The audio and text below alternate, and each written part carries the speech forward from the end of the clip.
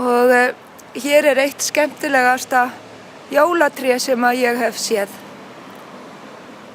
Ekki bara það að kúlurnar eru svona stórar, heldur líka að þetta ekki grenitré sem að mér finnst alveg einstaklega smart.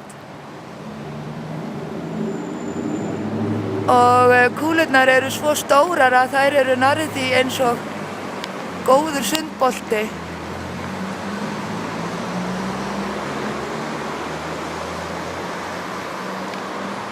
Og mér finnst þetta tré alveg slá út þessum gömlu venjulegu grenitrjám.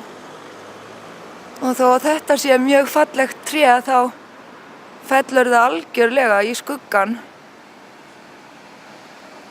fyrir þessu tré.